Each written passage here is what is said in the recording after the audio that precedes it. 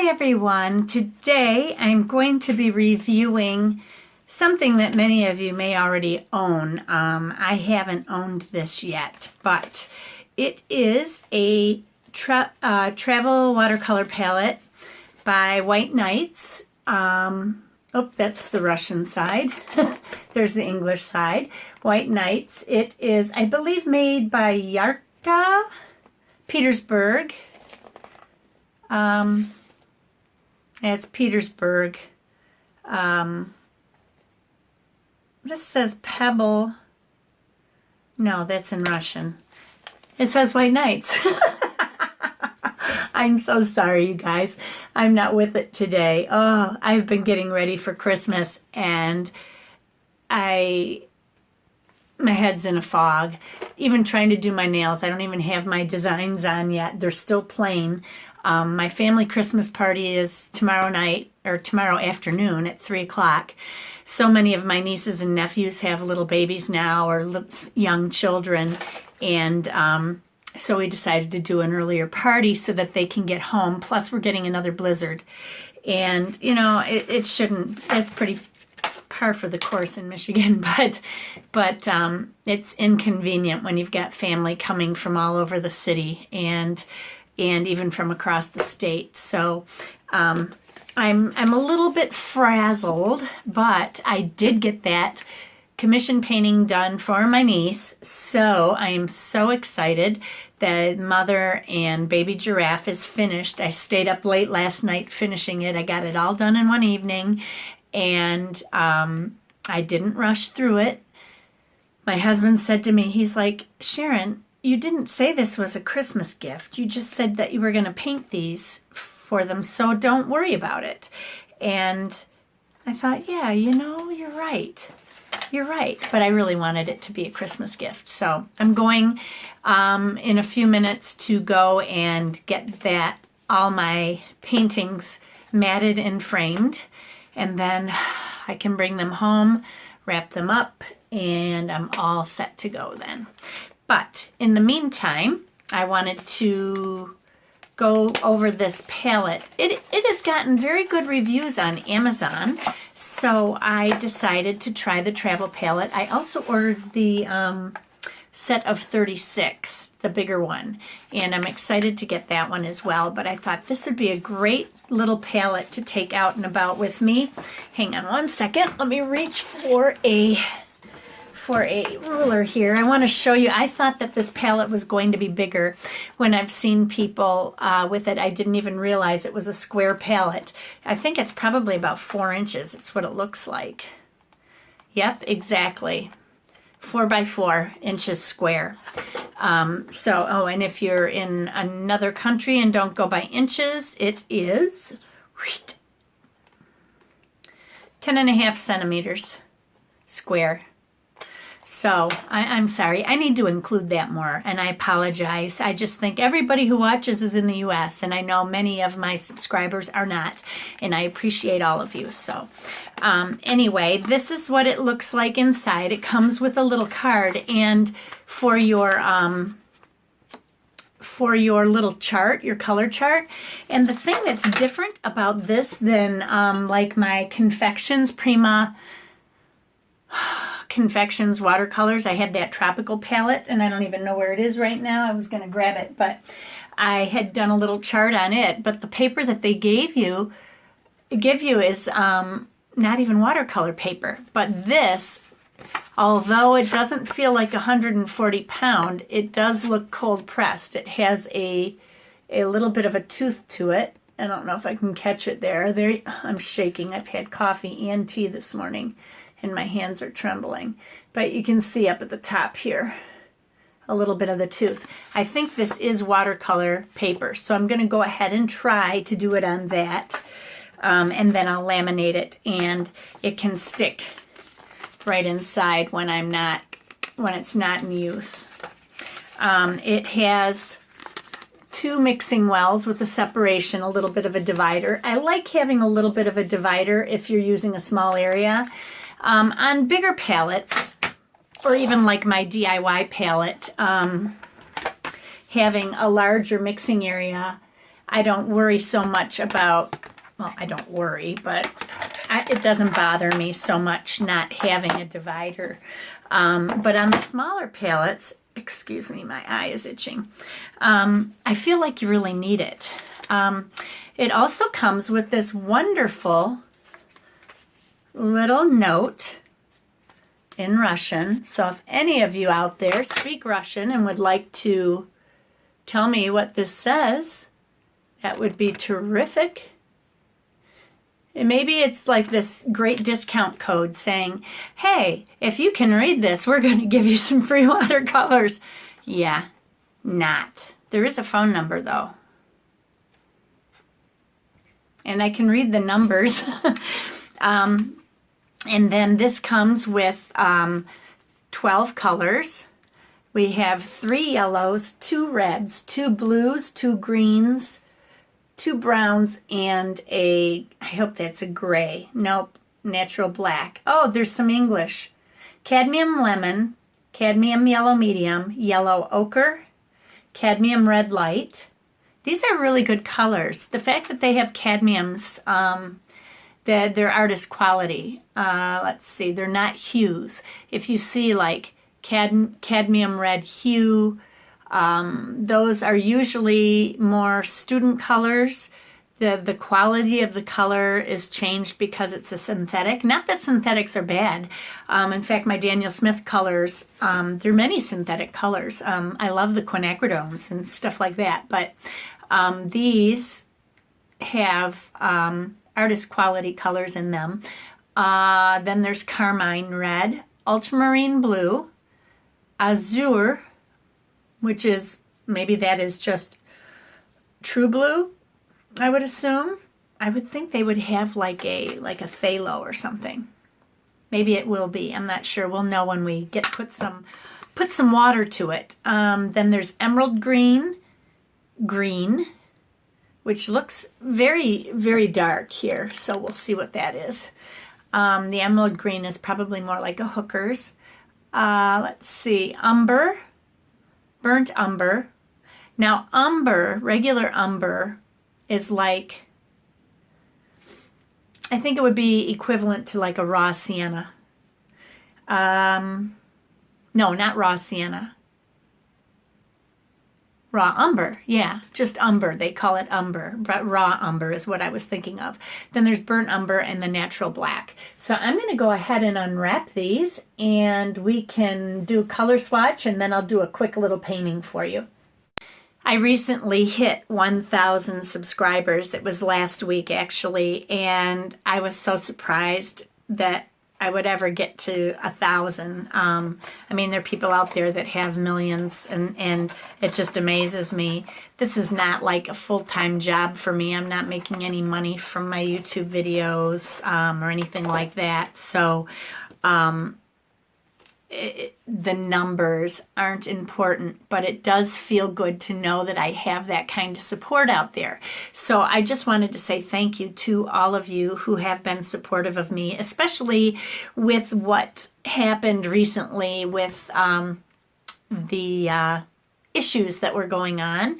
I did receive quite a bit of negative email from people who called me a negative person. And, you know, I thought, you don't know who I am. And some of them were threatening me. Some were saying that they're not going to subscribe to me because I'm such a negative person, and, you know, this and that. And I thought, you know what, if you're this negative, who says I want you to subscribe anyway, right? I don't need that negativity in my life. So, a lot of people are watching my videos out of order, and they're seeing like my December Sketchbox video before watching the other portions, or even watching earlier ones and not understanding the whole process of everything that went on. So I wasn't going to mention their name in there. But I do appreciate all of the support that I received through that whole process, because I felt so bad that I had turned so many of you on to the company, and then this happened to me, and I just didn't want you guys to go ahead and spend a ton of money and then blame me for it because I encouraged it. So I appreciate how nice all of you had been through that whole process. But after the holidays, I'm hoping to do another giveaway. This one should be pretty interesting. It should be a pretty big one. So if you stay tuned and you're subscribed to my channel, then get your notifications and you can stay tuned to win a free gift. I'm not sure how I'm going to handle the international thing. Maybe I'll just say heck with it and pay the postage anyway. A lot depends on the country that I'm mailing to, depending on how much things cost. Like if you're down under in Australia, it costs me a fortune. And if you're in Europe, it's probably, a third less. So we'll see how it goes. I'd like to give everyone a chance, and the idea that I have for this giveaway, I have to save up some money because it's going to be a little bit more expensive. So stay tuned for that. And like I said, thank you again for all of the support. I don't do YouTube to get a huge number of subscribers. I'm not making any money off of my videos. You really have to have a lot of subscribers, and not a lot of subscribers. You have to have a lot of views in order to make even $1 off of your videos. So it's not like I'm making any money. I haven't received any payment for any of my YouTube videos.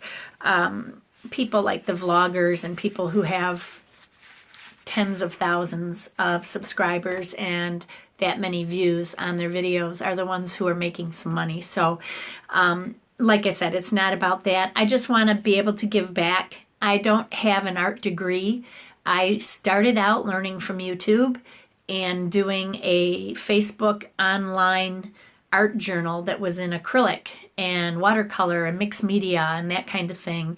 And the person was posting YouTube videos every day for 30 days. And it got me involved. Prior to that, I had taken a college course in watercolor.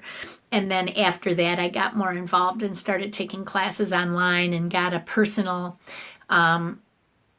artist to give me private lessons in pastel.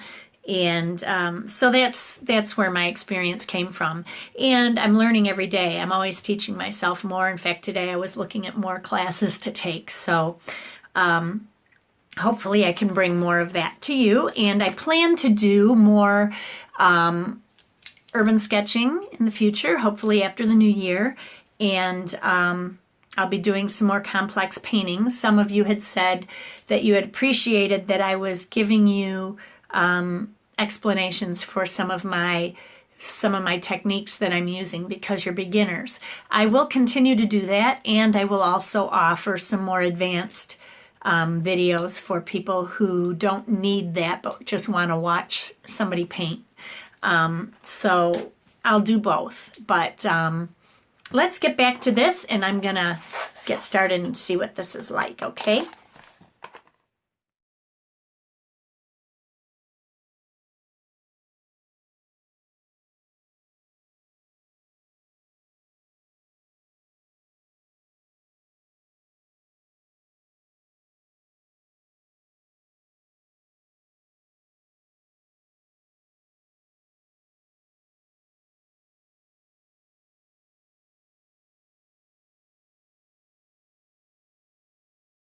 I was just going to get ready to do this chart, and it occurred to me this is lined up differently than these are.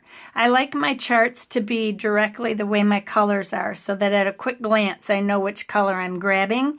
Although these would be pretty easy to see, I'm going to go ahead and make another chart, and I'm just going to trace around this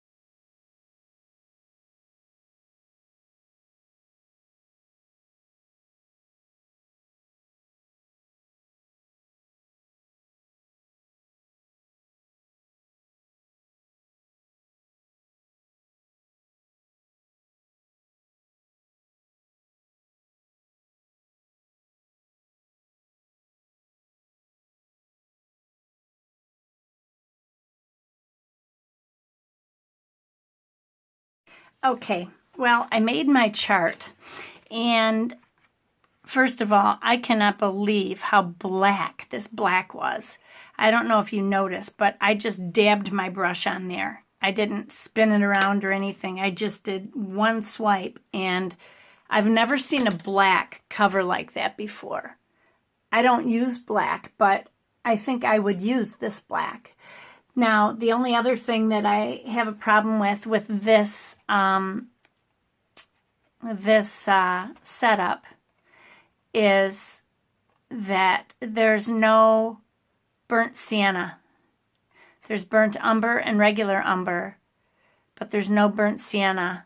I would give up a green to have a burnt sienna in there, I think. Burnt sienna is very important to me. You can use it for so many things, and it makes a beautiful gray, although I can make grays with other colors, and I'll do that. I'll come up with a different plan. But it's just my habit, my favorites that I like to have. So I'm going to go ahead, laminate this so that it stays nice and that. And then I'll go ahead with a painting. The other thing was, I don't know if you noticed this, how this comes out. This entire plastic thing lifts up and then it kind of slides out. And the pans will fall out if you're not careful. There's a center line that keeps it 2 and 2 on either side. And these are full pans. They're absolutely full pans. And these are not kids' watercolors. These are professional watercolors, and you do not want to have kids use them because, oh, I'm going to get myself dirty there, because there are cadmiums in this, and cadmium is poisonous. It's a cancer-causing agent. A lot of people are getting away from even using cadmiums, but I still like the cadmium colors, and I just make sure that I don't get it all over me like I am here, but I don't have any cadmium on me. The other nice thing here, it looks like you could put a small travel brush in here. Now, my travel brush is too big to fit. I got to get it wet or I'm going to ruin the bristles. I always like to have those wet when I put that away so I don't tear the bristles up. But yeah, it's too long, so it won't fit in there. But there are travel brushes that you can get that are shorter. So that's something to think about too. But I do like this. There's no finger holder on the bottom. So that's another thing to think about. And but it's easy to hold. I think I would hold it like that, and then I could have a finger on either side. It's small enough. I've got big hands, but then I could paint with it and hold it while I'm painting, if I'm out urban sketching or.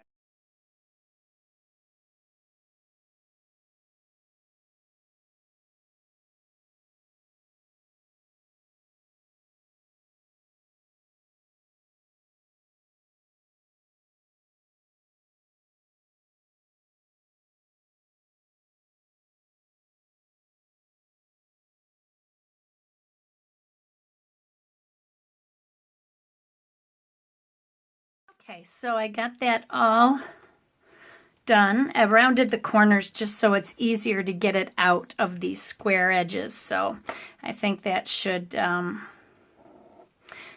hold us a little better. And it should fit in here now perfectly. That'll fit great. It'll close right up. I tell you what, I never thought about using my Xyron machine for all of these charts, but I really love having them. They're just nice to have around, you know.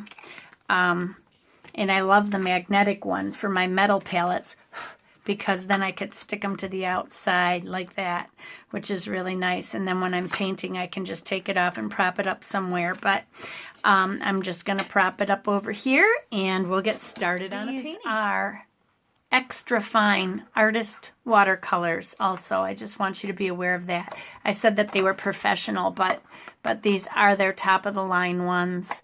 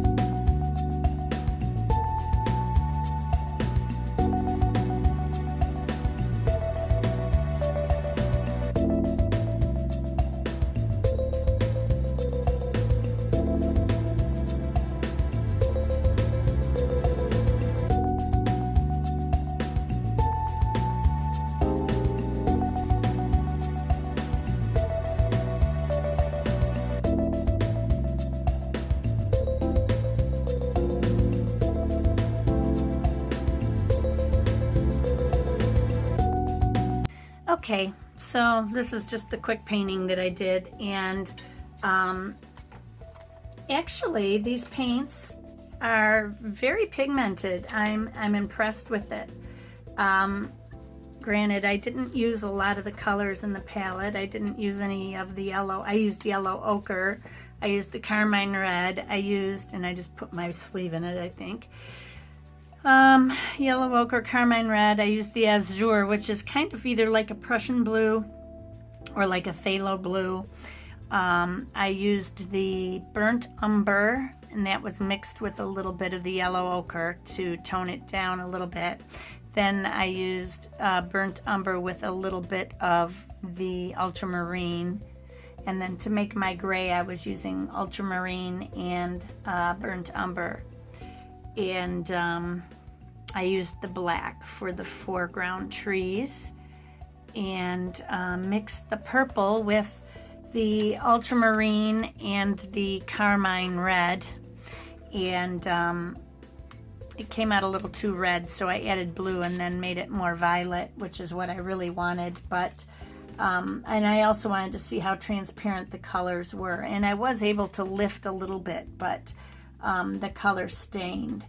So if I were to do a staining test right now, which I could do, why don't I just do that real quick if that's something you want to see. I'm gonna move my book over here and grab this. I would think the cadmiums are going to stain, but let me just do a swatch of all of them, and then we'll see how staining they are.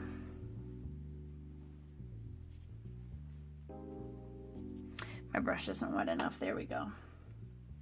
This paint's dried out in the light a little bit. And the yellow ochre.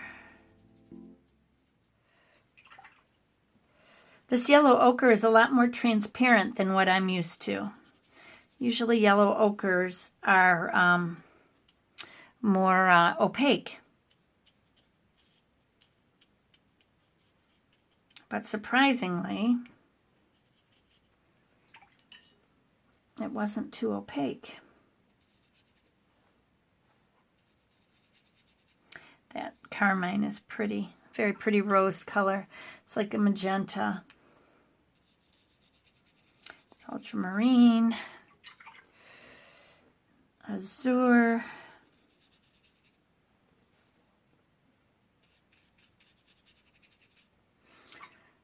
this is the emerald green. This emerald green is more to me like a viridian or phthalo green. Then we've got the green, which is a beautiful forest or pine color. It's really a pretty green. I like the colors. This is the umber or raw umber, burnt umber,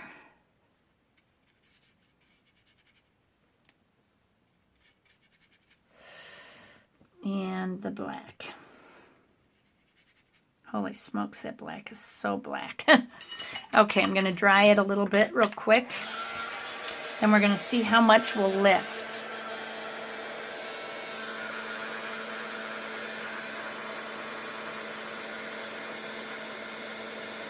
I bet this green will not, and maybe this blue will not. The reds may not. Okay, now to scrub a line through them.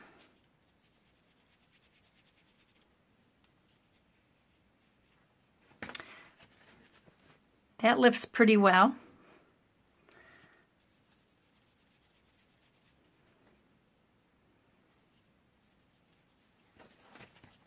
The yellow lifts very well. Let's see the yellow ochre.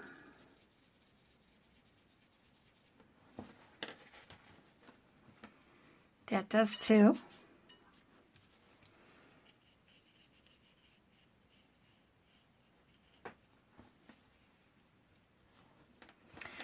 That cadmium red light stains.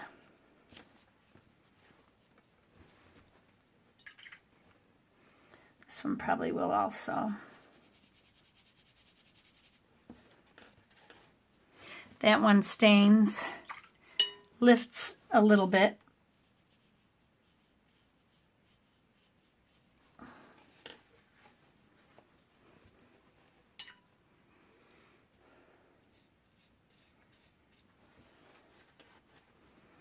The ultramarine stains a little bit. Darn it, I ruined a nail. Don't have time for that.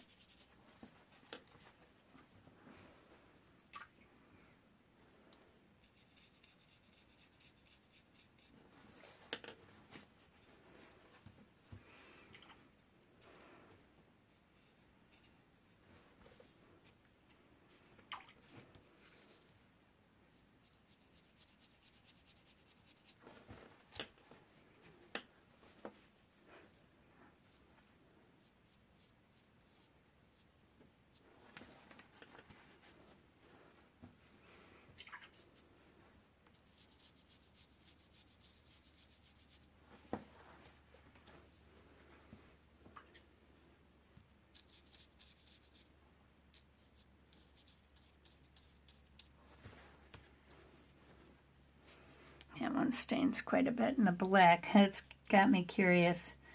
Got a feeling this is like ink. Look at how much is coming up and it's still, geez, oh Pete.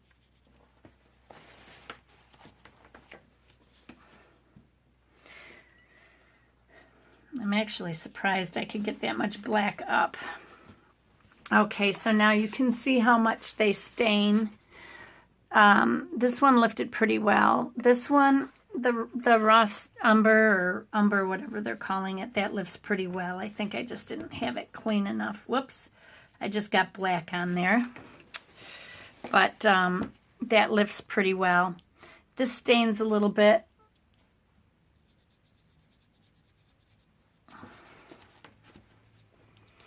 The reds are staining, ultramarine stains. This blue, that stains. The green stains, emerald green. This one lifts a little bit better. These lift pretty well. So you can see there is some lifting ability with these colors. And they are transparent, definitely transparent colors. I was actually impressed by the yellow ochre at its transparency. So there you have it, everyone. That is my review for these. I think they're very good quality paints. I would recommend them. This set was, hang on. This set right now is on Amazon for $26.99 US for the Prime free shipping. So this is really reasonable. They're nice full pans. They're not half pans like many of them are. These are all full pans, transparent watercolors. These are professional watercolors. I had a little bit of an issue with the plastic